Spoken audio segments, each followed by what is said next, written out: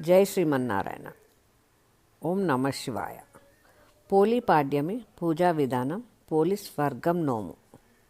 Police వర్గం నోము police వర్గానికి వెళ్ళుట స్త్రీలు అత్యంత భక్తి శ్రద్ధలతో జరుపుకునే నోముల్లో పోలీస్ వర్గం నోము ఒకటి. పురాతన కాలం నుంచి తన ఉనికిని కాపాడుకుంటూ వస్తున్న ఈ నోము ఈ తరం స్త్రీలను కూడా ఎంతగానో ప్రభావితం చేస్తోంది. ఈ నోము జరుపుకోవడానికి కారణమైన కథ జానపద కథలా అనిపిస్తూ వినడానికి ఆసక్తిగా, ఆచరించడానికి ఇష్టంగా అనిపిస్తూ ఉంటుంది. కార్తీక మాసంలో ఆఖరి రోజు అనగా అమావాస్య రోజు పోలిని స్వర్గానికి పంపిస్తారు. కార్తీక మాసం చివరి రోజు చీకటితో లేచి, అంటే సూర్యుడు తులారాశిలో ఉన్నప్పుడే లేచి నెల రోజులు చేసినట్టుగా స్నానం చేసి అరటి దొప్పలో వత్తిని వెలిగించి చెరువులో కానీ ఒక బేసిన్లో నీళ్లు పోసి కానీ దీనిని వదులుతూ ఈ కథను చదువుకోవాలి. తర్వాత కథ అక్షింతలు తల మీద వేసుకోవాలని. ఇక కథలోకి వెళితే, ఓ మారుమూల గ్రామానికి చెందిన రజక స్త్రీకి 5 కోడళ్ళు ఉండేవాళ్ళు. ఆ 5 కోడళ్ళు చిన్నది అయిన కోడలే పోలమ్మ. చిన్నప్పటి నుంచి కూడా పోలమ్మకు దైవభక్తి ఎక్కువ. పువ్వులు కోయడం, పూజలు చేయడంతోనే ఆమెకి కాలం గడిచిపోయేది. పెళ్లి జరిగేంత వరకు దైవంతో ఆమె ఏర్పరచుకున్న అనుబంధానికి ఎలాంటి ఆటంకం కలగలేదు. కానీ పెళ్ళి అయిన తర్వాత ఆమె ఆనందానికి గండి పడింది. పువ్వులు కోయడానికి, పూజలు చేయడానికి, అసలు గుడికి వెళ్ళడానికి కూడా వీలు లేకుండా పోయింది. అందుకు కారణం ఆమె అత్త. సాధారణంగా ఇంటి కోడళ్ళకి దైవభక్తి ఎక్కువగా ఉంటే ఎవరైనా మెచ్చుకుంటారు. కానీ పోలి విషయంలో అది తారుమారైంది. పోలి అత్తకు తాను మహాభక్తురాలిననే గర్వం ఎక్కువ. కొంతమంది అమ్మలక్కలు కూడా ఆమె వెనక చేరి భజన చేయడం వలన ఆమెలో మరింత అహంకారం పెరిగింది. పోలి కారణంగా తన పేరు కాస్త పోతుందని భావించి ఆమెను మాత్రం ఇంటి పట్టున ఉంచి మిగతా కోడళ్లను తీసుకొని గుడికి వెళ్ళి వచ్చేది. ఈ నేపథ్యంలో ఒక కార్తీక అమావాస్య రోజున పోలికి ఇంటి పనులు పురమాయించి ఆమెకి పూజ సామాగ్రి అందుబాటులో లేకుండా చేసి మిగతా కోడళ్లతో అత్త నదీ స్నానానికి వెళ్ళింది.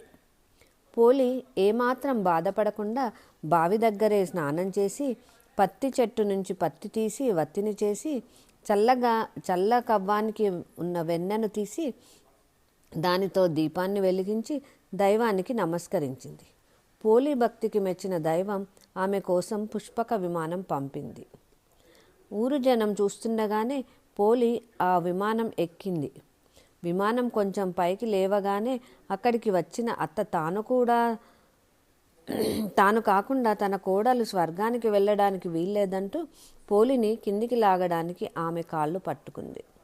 ఆ వెంటనే మిగతా కోడళ్ళు ఒకరి తర్వాత ఒకరుగా ఒకరి కాళ్ళు ఒకరు పట్టుకొని విమానం నుంచి కిందికి వేలాడసాగారు. అది చూసిన దేవతలు పోలితో వారికి పోలిక లేదంటూ విమానం నుంచి కిందకు పడదోశారు. పోలి మాత్రం బొందితో స్వర్గానికి వెళ్ళిపోయింది.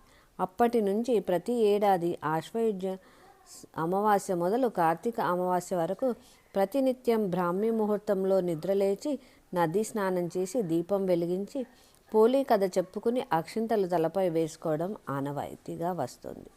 ఈ విధంగా నెల రోజుల పాటు నదీ స్నానం నోము పూర్తయ్యాక కార్తీక అమావాస్య రోజున బ్రాహ్మణుడికి దీపదానం ఇవ్వాల్సి ఉంటుంది. ఓం నమ శివాయ.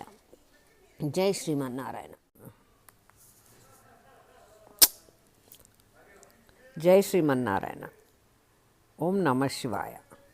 పోలీ పాడ్యమి పూజా విధానం. పోలీస్ వర్గం నోము.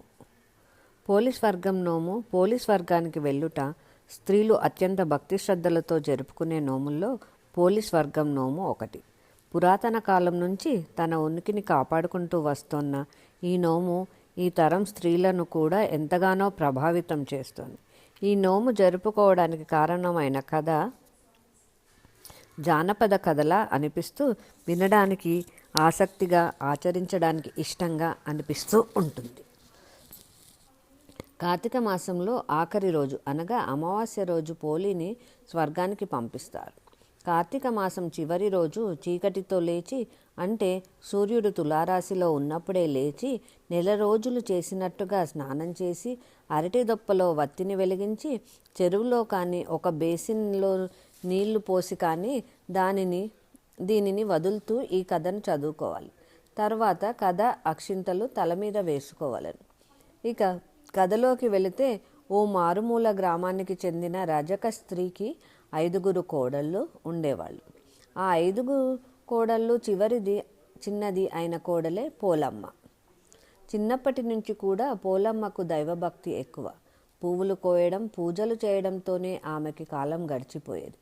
పెళ్లి జరిగేంత వరకు దైవంతో ఆమె ఏర్పరచుకున్న అనుబంధానికి ఎలాంటి ఆటంకం కలగలేదు. కానీ పెళ్ళి అయిన తర్వాత ఆమె ఆనందానికి గండి పడింది. పువ్వులు కోయడానికి, పూజలు చేయడానికి, అసలు గుడికి వెళ్ళడానికి కూడా వీలు లేకుండా పోయింది. అందుకు కారణం ఆమె అత్త.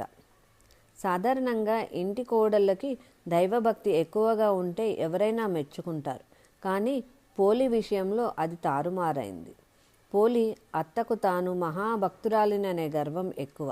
కొంతమంది అమ్మలక్కలు కూడా ఆమె వెనక చేరి భజన చేయడం వలన ఆమెలో మరింత అహంకారం పెరిగింది. పోలి కారణంగా తన పేరు కాస్త పోతుందని భావించి ఆమెను మాత్రం ఇంటి పట్టున ఉంచి మిగతా కోడళ్లను తీసుకుని గుడికి వెళ్ళి వచ్చేది.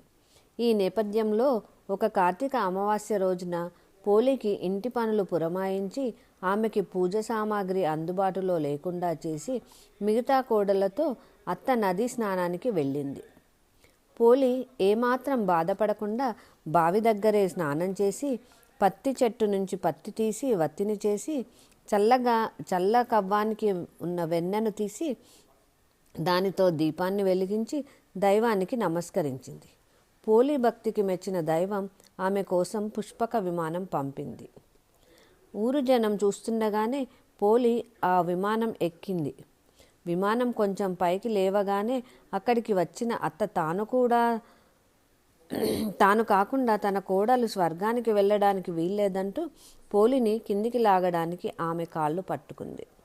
ఆ వెంటనే మిగతా కోడళ్ళు ఒకరి తర్వాత ఒకరుగా ఒకరి కాళ్ళు ఒకరు పట్టుకొని విమానం నుంచి కిందికి వేలాడసాగారు. అది చూసిన దేవతలు పోలితో వారికి పోలిక లేదంటూ విమానం నుంచి కిందకు పడదోశారు. పోలి మాత్రం బొందితో స్వర్గానికి వెళ్ళిపోయింది. అప్పటి నుంచి ప్రతి ఏడాది ఆశ్వయుజ అమావాస్య మొదలు కార్తీక అమావాస్య వరకు ప్రతినిత్యం బ్రాహ్మీ ముహూర్తంలో నిద్రలేచి నదీ స్నానం చేసి దీపం వెలిగించి పోలి కథ చెప్పుకుని అక్షింతలు తలపై వేసుకోవడం ఆనవాయితీగా వస్తుంది. ఈ విధంగా నెల రోజుల పాటు నదీ స్నానం నోము పూర్తయ్యాక కార్తీక అమావాస్య రోజున బ్రాహ్మణుడికి దీపదానం ఇవ్వాల్సి ఉంటుంది. ఓం నమ శివాయ. జై శ్రీమన్నారాయణ. జై శ్రీమన్నారాయణ. ఓం నమ శివాయ. పోలి పాడ్యమి పూజా విధానం. పోలి స్వర్గం నోము. పోలి స్వర్గం నోము పోలి స్వర్గానికి వెళ్ళుట స్త్రీలు అత్యంత భక్తి శ్రద్ధలతో జరుపుకునే నోముల్లో పోలి స్వర్గం నోము ఒకటి.